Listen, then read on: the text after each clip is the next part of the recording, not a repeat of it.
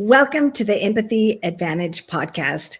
Today, I'm here with my guest, Ashley Borromeo, and Ashley is one of the most enthusiastic and energetic people that you will have ever met. I love Ashley's energy. Ashley, thank you so much for joining us on the Empathy Advantage today.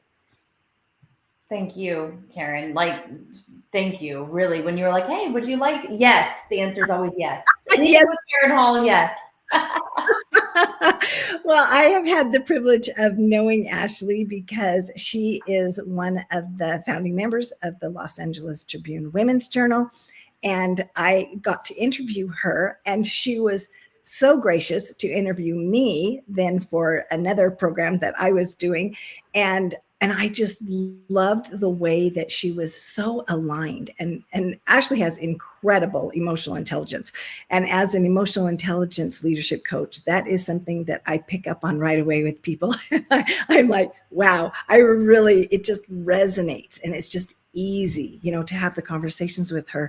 And she would tune right in. Like I could tell when things resonated with her and the things that she was saying resonated with me. And it just kept, like spiraling upward. You know how when you have one of those conversations where it's just easy and seamless and fun and so energetic. And that's the thing that I love about Ashley. And so I had such a great time that I said, Ashley, for the next event that we do speaking, I'm going to be speaking, and they asked me who I would like to interview me. Would you like to interview me? And she said yes, and I was like, oh my goodness! So it was like this full circle thing where I interviewed her and she interviewed me, and so I said, let's do it again. Yeah, let's do it again. It's so fun and easy. That part, the fun and the easy, it's the synergy, and I feel like you just can't say no to that. and it doesn't happen with every person. I don't know if that's your experience too, Ashley. Yeah. But with certain people, you just feel so connected and on such a deep level. And Ashley has such a beautiful soul. She has this beautiful heart that loves to serve, that loves to give. Before I met Ashley, she was already promoting me on social media. And I'm like, wow, I already love this gal. And so when I met her service and her generous and abundant heart preceded her. And what a great way it's like a calling card. She had already done all this service. And so I was like, open the door, come on in. Oh, wow. That's awesome. That's awesome. And I didn't even realize I was doing that. It just comes so naturally to you. Anyway, so I know that you all are going to love Ashley. And so Ashley is the CEO and the founder of Tap Fit Fam. And she is a tap dancer and an entrepreneur who opened her first dance studio when she was only 18 years old. She became an entrepreneur with hundreds of students. I'm just blown away at her leadership. She is just such a natural leader, and her passion. She's very passionate about what she does. And she's also a mom, and she has 3 kids with another on the way. I know she doesn't look like she's pregnant, but she actually is. And she is just going full steam ahead. She's in the middle of a masterclass that she just recently started. And Ashley she's a powerhouse. And so, Ashley, I'm so grateful to have you with us today. Tell us more about your story, about how you decided to start Tap Fit Fam. Oh, I love this story, Karen. I love the story. First off, again, thank you for all the incredibly kind things you just said, but for welcoming me here into this space with your audience and talking about whatever's gonna unfold. It's gonna be a beautiful dance. I know that. So how did Tap Fit Fam start? So basically, yes, I owned a dance studio when I was very young. I owned it for several years. I tried to do the whole own a business in my very small town of Florida, operate it from this professional standpoint, and then also go pursue professional dance for myself because I was still young and I felt like I needed to do both. I learned a lot about business. And I also worked incredibly hard and like 24/7, 365 kind of business, which I think probably is still the case. But I definitely didn't do it with clear core values and structure and experience behind me. And so I really probably would say I burned myself out pretty quickly. I mean, I was working again 24/7. And when all of your friends are in college and they're going out and they're doing all the things and they have these really tight bonds, and you're like, oh, I've lost communication with all of my peers, but I loved what I was doing. So I sold that business. I did go dance professionally. My then boyfriend, now husband, and I moved to New York. He sold his chiropractic office. I sold my dance studio. We went and did that. Fast forward, I ended up having my first child, and I was teaching for somebody else at that point and still taking on contracted work for dancing. And then I just kind of fell in love, like I don't know, I can't say everybody, I can't speak for every mother, but like most mothers just fell in love with being a mom. And then after the preschool years, it was time for my son to go to regular school. And there was through a few different incidences where I was like, this just doesn't feel right. Something wasn't right to send him to regular school. So I started touring, and where I live in Raleigh, North Carolina, there are a lot of, the demographic is like 35. Well, at least back then, it was like the demographic was like 35-year-old families, like parents that are in their 35 to 40 with young kids. So like there's a lot of stuff for young kids, a lot of schools, a lot of awesome opportunities. So I went touring all these schools and got really overwhelmed. I was like, now I have to pick an elementary school, and it felt like I was picking like his college. Like it was ridiculous. And so I was like, we'll just homeschool. I'll just homeschool for kindergarten at least, and then we'll move, and wherever we're zoned, we'll just go there. And to make a very long story short, I just fell in love with homeschooling my son. I've been a teacher my whole life. I used to play teacher, when I was a kid, to my dolls, like I would teach them something, whether it was like math on a piece of paper or a dance step or something, I've always been a teacher. And so I just fell in love with it. And then I fell so in love with it that I kept telling myself, I never want to sacrifice being home with him, to do anything else. Like this matters more than anything else in the world to me. And we had a relationship, my husband and I, where he supported that. And I was able to stay home, luckily, right, and have that experience. But then I had my second child, and then my third child. And it was like, I've always been teaching dance, but I would always just do it at the max that I could do without separating myself from motherhood, from homeschooling, from being the one that taxis my kids to their activities and all of that. And I just got to a point a few years ago, about 4 years ago, we had a miscarriage, and there was a lot of energy built up about having the fourth baby. And I was just so excited about having all this energy and being able to pour it into this child. And then when I had the miscarriage, I was angry a little bit. And like, it's just not fair, you go through that grieving process. And I was like, but I do have all this energy, and I know I can do more. And if I can't have this baby, where am I playing small? What do I really want? What can I do right now with what I have, with like my resources? And just one thing led to another, Karen. And it was like, you love teaching dance, and all the students that I had that were like my private lesson kids at the time, they were transitioning to college or to their next dance adventure, and kind of like aging out of my work that I had been doing with them for years. And I knew I could either start bringing on new kids and just do one-on-ones again for the next however many years I want to do that, or I could really listen and tune in to the part of me that was like, you're playing small. You've done this before. You've owned a business, and you love teaching, and you love making an impact, and you love helping people move their body. You can find a way to do that without sacrificing being home. And so that's what Tap It Fam is. Tap It Fam is an online, if you will, virtual dance studio space. It's so much more than that, but it's a virtual space where I get to teach dance to, well, really whoever, but the majority of my base clientele are adults. And so it's just incredible. It's unfolded, and I've learned so much about marketing and really who I want, and who I want to attract, and who I want to just pour all of my energy into. And it's just beautiful. I'm so, so grateful. Today was such a beautiful day. We had so many wins within our community, within my coaching programs and in my dance programs, that it's like, I could talk for hours right now just on all the wins that we had today. Well, I want to hear them. Tell me about the wins, because that's one of the things about being an entrepreneur that is so rewarding, is that you can combine your family life with your business. You can. You Follow can.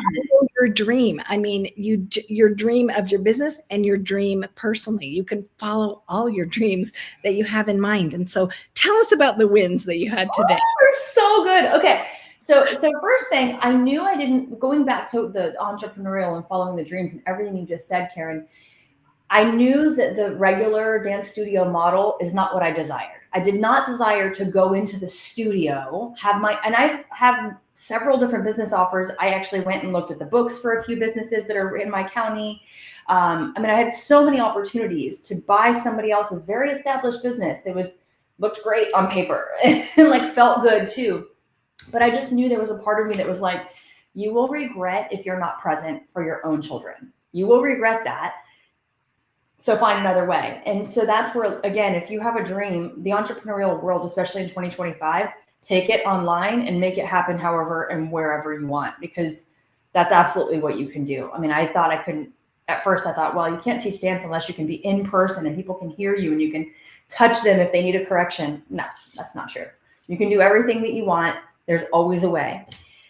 And by following that and listening to my gut, it would say like, there's a way, figure it out. You know, like somebody else has done it. Who else has done it before, right? Maybe it's not exactly like you want, but who else has done something similar? And following that path. And one of the wins, the first one that I want to share, is there's a woman who reached out to me last week. Now I have a few different level memberships for my dance program. And one is called Tap and Tone and one is called Abundance. So Tap and Tone is only $20 a month. It's quick 20-minute lessons. It's like convenient, fun, effective, all that good stuff. Abundance has so much more. This woman has been in Tap and Tone for 9 months and she hasn't logged in the past month and a half, 2 months or whatever. So she messaged me last week and said, I'd like to cancel my membership. You know, can you help me do that? Of course I can help you. Like, that's not a problem at all. Let's do it. But before I do, can I just ask you if there's something going on with either the tech? Can I help you in any way? Is it just not serving you? Am I missing the marks? Like, I just wanted to ask so that I can grow and make my program better for anybody else. And I have to pause there and say, you know, a year ago, I would have been hesitant to ask another question. A year ago, I would have just been like, yes, I can cancel it. I don't want to ruffle any feathers. Absolutely done. Have a good day, you know? Yeah. So there's already growth that like I'm celebrating in myself and feeling so confident and like that it was natural to just ask that, which for a lot of people that might be natural, but for somebody who always wants to make people feel seen and heard, sometimes we enable them, not on purpose, but we do. And so anyways, pausing there to say yay. And she responded to me last week and said, no, I absolutely love the program. Anytime I've logged in, it's been great. I just haven't logged in a while because I have a lot going on. And I followed up with another message and I just said, I get it. We all have a lot going on. Totally hear you. But there's a reason you signed up for this program. And I would not be doing myself as a coach or you service if I just said, sure, let's cancel it and go about your whatever habit routine you have. Can you tell me what's stopping you from using the program or from wanting to continue? And she said, wow, because I sent her a voice memo. And she responded and she said, wow, you've given me a lot to think about. This was Thursday night. Friday, she responds and said, I'm still thinking, don't cancel just yet. Sunday, she messages me. So that was yesterday. And she said, I don't want to cancel. I want to continue. You have made me realize that it's me and it's a pattern. Today, Karen, like what time was it? 5 o'clock-ish today. So a few hours ago, she messages me and said, I feel so proud of myself right now. I pressed play. I did a lesson. I'm sweating. I had fun. I was smiling. And I realized that you allowed me to notice that I always give up on myself. And I was just like, wow. So excited for her. And she's like, I can't wait to do another lesson. I'm going to try to join live because I do these live with Replay Library. And I was just like, that is huge. And I said, you know, I messaged her back and I just said, you broke a pattern tonight. You broke a pattern. You did something different and you had fun doing it. Like you can actually reward yourself with joy by breaking that pattern. And that was just one of them. Many. Ashley, okay, we've just got to stop here for a moment and So celebrate. good. It's so good. There are several things to celebrate. One, you broke a pattern. I broke a pattern first, right? Yes, and then I helped her break a pattern. Yes, and then you empowered her to break a pattern. So that's really interesting within you that you said, I'm just going to ask some questions. And you came from it in curiosity. Help me understand, because we can always grow when we get that feedback. Maybe there was something that we didn't communicate to help meet their needs, or maybe there was a tech problem, or whatever. We don't know unless we ask. Some people are resistant to being asked questions, and they don't like to be asked questions. And I know all of us have dealt with someone like that. Yes. So that can cause us to feel uncomfortable asking questions, even if we're simply curious. But you did it anyway. And you took that risk. And you had emotional intelligence to be aware in yourself to say, yeah, in the past, I haven't done that because I didn't want to ruffle feathers or whatever, but I'm going to do that this time. And then you reached out to her. Then you were emotionally aware enough of her that you didn't just say, okay, sure, you want to quit? That's fine, no problem. You kept digging, and you dug into another layer, and you gave her time. You allowed her to sit with that. That's another thing that can be very challenging. We might ask the question, but then immediately we want to solve the problem, or we want to offer, a solution of some sort, because we can feel uncomfortable letting a person sit with it, and they can feel uncomfortable. We don't want to have them feel uncomfortable. So then that causes us discomfort. And so as a coach, you did such an incredible thing, not only because it took emotional intelligence on your part, but then as you coached her, you used emotional intelligence with her too. So way to go to win. And then you helped her win.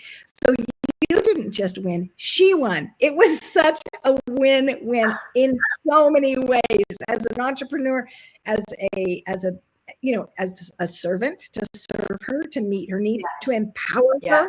Oh my goodness, Ashley, that's just such a great story. And what's so cool too is Karen, you can see it like in the the text message thread and Facebook Messenger as we're communicating.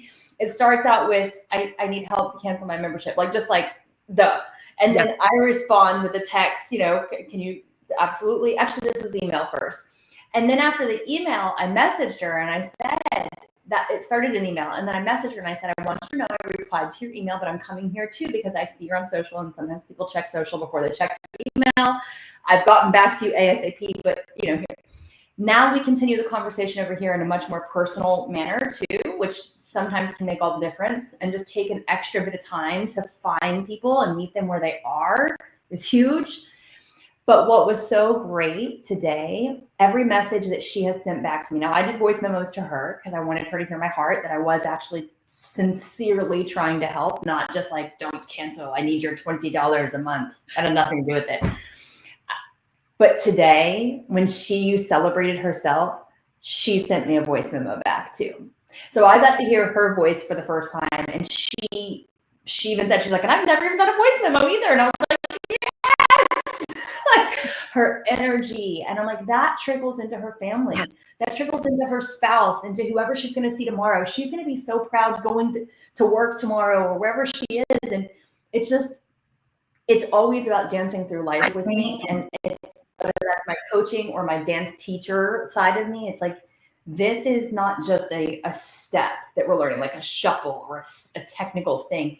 This is who you're becoming as you take that really uncomfortable action, or as you break a pattern or whatever. It's just, I'm going to be like the happiest person all week because of this today, like all the wins. And there's, in my coaching program too, today, there was 5 different women who opened up and we were celebrating because it's the end of Q2. That's half of 2025 is over. Right.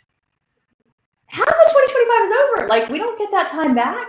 And we were looking at the growth over the last 4 or 5 months, and so many wins, so much goodness. Oh my! So tell me, when you're talking about dancing through life, and I know you briefly touched on this, that here your husband sold his chiropractic business.